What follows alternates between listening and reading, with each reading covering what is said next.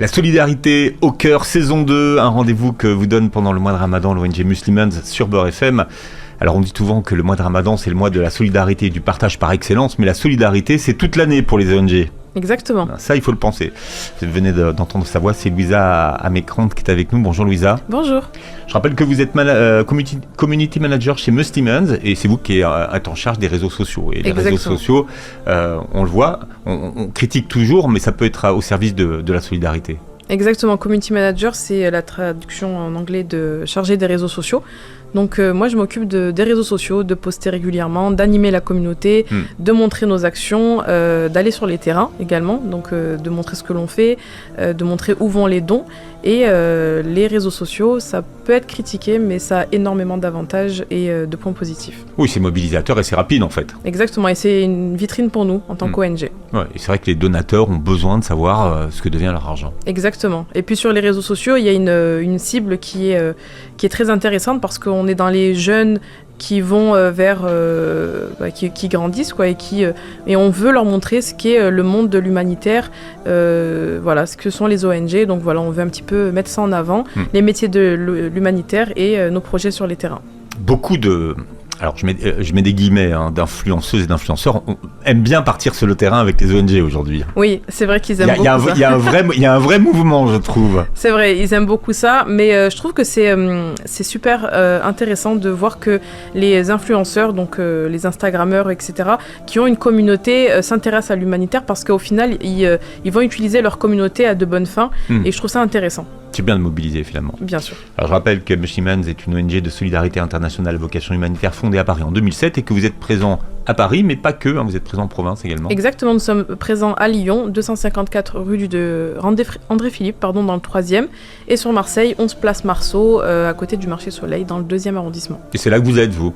Moi, c'est là où je suis. Si on veut aller vous voir, c'est à Marseille. Exactement. On va parler d'une initiative ambitieuse de laquelle vous êtes à l'origine, en fait. Grâce aux influenceurs. C'est vrai ? Oui.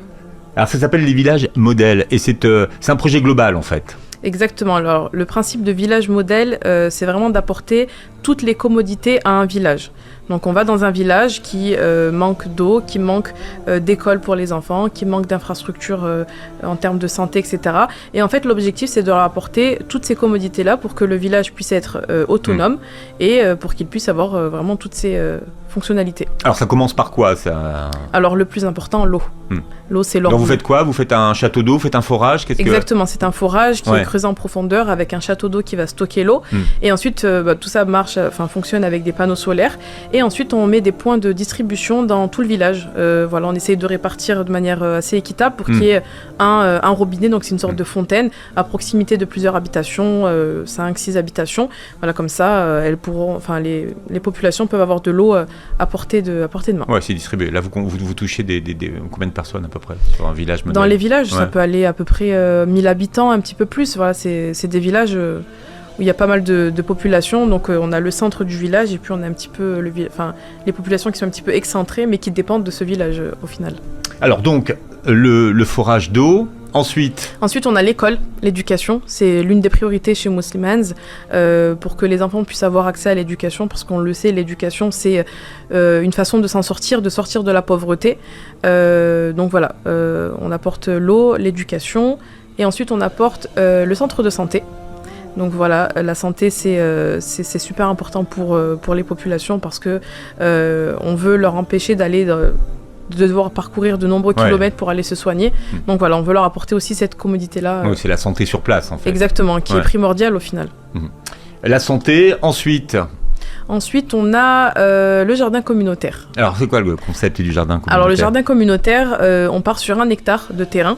Et en fait, on va apporter l'équipement nécessaire pour pouvoir cultiver les légumes sur place, donc dans leur village. Et ce jardin communautaire est ouvert aux mamans qui sont veuves ou qui n'ont pas de source de revenus, qui n'ont rien au final. Et en fait, on va leur apporter un métier, entre guillemets. Donc elles ont à disposition 1 hectare de terrain avec tous les équipements, donc un forage aussi qui est intégré dans ce jardin communautaire, en dehors du forage pour le village, où elles vont pouvoir cultiver, collecter les légumes, les consommer, mais aussi les vendre. C'est ce qui va leur apporter... Oui, ça génère des revenus en fait. Exactement. Ouais. C'est pour ça qu'on le met dans notre notre champ d'action moyenne subsistance qui va leur permettre en fait d'avoir un revenu et c'est primordial, c'est nécessaire pour elles. Et alors, le dernier volet de cette action du village modèle? Alors, le dernier volet, vous avez le moulin à mil, parce que dans les villages, voilà, les populations cultivent le mil.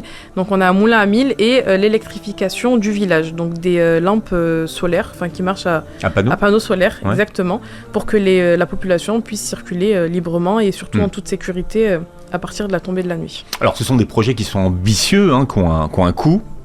Oui, ils ont un coût on estime à peu près à plus de 100 000 euros, 112 000 euros pour développer tout un village. Pour un village, d'accord. C'est ça. Alors comment on fait? Donc les gens donnent en fonction d'un village. Il y a un fonds spécial qui est dédié au village modèle. Ouais. Sur notre site internet muslimens.fr, dans la rubrique campagne, vous avez le village modèle et en fait tout est expliqué, donc le principe du village modèle, et ensuite on a décliné les fonds dans les domaines en fait. Vous avez le forage, l'eau, donc vous pouvez donner une participation pour l'eau, vous pouvez très bien donner une participation pour l'éducation, donc l'école, la santé, le jardin communautaire et ensuite moulin à mil, électrification. Donc c'est à vous de choisir le domaine, j'ai envie de dire, sur lequel vous voulez donner. Exactement. Ouais. C'est quoi votre objectif pour ce mois de Ramadan? Combien de villages modèles vous voulez financer? 6. Ah ouais. Bon. Plus. On a besoin de vous. C'est déjà beaucoup. Plus vous êtes nombreux, plus il y a de villages modèles, plus on peut développer, que ce soit au Sri Lanka, au Mali, voilà. Alors j'aimerais qu'on revienne sur les actions spécifiques que Muslimans développe pendant le mois de Ramadan. Vous continuez à distribuer des repas. Il y a un fonds Ramadan pour ceux qui veulent. Oui, c'est ça, un fonds Ramadan, toujours pareil sur notre site internet muslimans.fr. Vous avez Ramadan, vous avez la rubrique Nourrir un jeûneur, et là vous avez vraiment tous les items pour nourrir un jeûneur, donc soit par iftar, soit par col alimentaire, et le fonds Ramadan qui nous permet de nourrir les jeûneurs de manière générale. Alors pour ceux qui ont la Fidia à sortir ou Zakat el-Mel à sortir également, il y a des fonds. Exactement, vous avez Fidia un jour ou Fidia un mois, et la Zakat Fitr qui est à 9 euros par jeûneur. Voilà. Sauf que pour Zakat el-Fitr, il faut la sortir avant l'Aïd. Avant la prière de l'Aïd, c'est très important. Ne vous y prenez pas à la dernière minute, comme c'est souvent le cas. Essayez de la donner le plus rapidement possible, dès maintenant ou dans les 10 dernières nuits, ou même la veille de l'Aïd, mais vraiment avant la prière de l'Aïd. L'objectif, c'est que ça arrive. C'est ça. Nous derrière, nous puissions chez le nécessiteux avant la prière de l'Aïd. Exactement, parce que nous sur les terrains, ensuite, il faut que notre équipe sur les terrains prépare les colis alimentaires à sortir aux bénéficiaires. Donc voilà, plus tôt c'est sorti, et en termes de logistique, mieux c'est pour nous. Alors, et pour les bénéficiaires. Il y a aussi un fonds, un cadeau de l'Aïd pour ceux qui veulent participer également. Oui, ça c'est pour les orphelins. Ouais. Voilà, on en parlera la prochaine fois. Mais c'est vrai, c'est important pour ceux qui veulent participer, justement pour les cadeaux de l'Aïd. Alors, il y a 2 actions spécifiques en ce mois de Ramadan. Vous le savez, l'urgence c'est Gaza, et vous avez mis sur pied des iftars à Gaza pour le mois de Ramadan. Exactement, parce que comme vous le savez, comme on peut le voir, la population meurt littéralement de faim à Gaza. Donc voilà, là notre urgence actuelle, c'est vraiment d'apporter des plats consistants, nutritifs aux Gazaouis, donc sous forme d'iftar et de colis alimentaires. Et d'eau, Et d'eau, bien évidemment, d'eau et d'accès aux soins. Parce que le manque d'eau est cruel. Votre partenaire sur place? Notre partenaire sur place, c'est WFP, le World Food Programme, Programme alimentaire mondial. Donc pareil, ils ont un site internet, les réseaux sociaux où ils montrent tout ce qu'ils font sur place dans la bande de Gaza. Oui, pour tous ceux qui se demandent si effectivement l'aide arrive bien sur place, mais c'est un gage de transparence. Exactement.